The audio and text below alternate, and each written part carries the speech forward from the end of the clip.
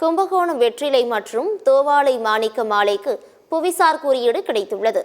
பொருட்களின் தனித்தன்மை, தயாரிப்பு முறை, விளைவிக்கப்படும் செயல்முறை உள்ளிட்ட பல்வேறு தகவல்களின் அடிப்படையில் பொருட்களுக்கு புவிசார் குறியீடு வழங்கப்படுகிறது. அந்த வகையில் கும்பகோணம் வெற்றிலை, தோவாளை மாணிக்க மாலை ஆகியவற்றுக்கு புவிசார் குறியீடு வழங்க விண்ணப்பிக்கப்பட்டது. இந்த இரு பொருட்களுக்கும் தற்போது புவிசார் குறியீடு வழங்கப்பட்டிருப்பதற்காக வழக்கறிஞர் சஞ்சய் காந்தி அறிவித்துள்ளார். விவசாய பொருளான கும்பகோணம் வெற்றிலைக்கு முதல் முறையாக புவிசார் குறியீடு வழங்கப்பட்டிருப்பது குறிப்பிடத்தக்கது. வந்தவாசி, கோரைப்பாய், ஜவ்வாது புளி, கொல்லிமலை மிளகுக்கு ஆகியவற்றிற்கு புவிசார் குறியீடு பெற முயற்சிகள் மேற்கொள்ளப்பட்டு வருகிறது.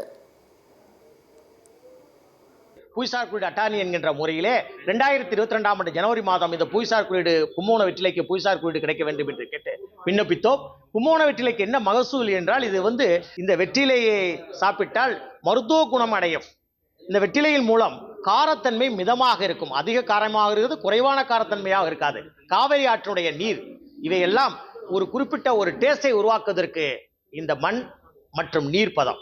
புவிசார் குறியீடு பதிவு சட்ட பாதுகாப்பு மூலம் இந்த ஊர் மக்களை தவிர வேற எந்த ஊர் மக்களும் இதை தயாரிக்க கூடாது, இந்த ஊர் மக்களை தவிர வேற எந்த ஊர் மக்களும் இந்த பெயரை பயன்படுத்தக்கூடாது என்பதை நாங்கள் சட்ட ரீதியாக பாதுகாத்து கொடுத்திருக்கிறோம். இனிமே கும்பகோண வெற்றிலையை தயாரிப்பவர்களுக்கு, அந்த விவசாயிகளுக்கு வாழ்வாதாரம் உயரும், அவருடைய பொருளாதாரம் உயரும் என்று கூறுகிறோம்.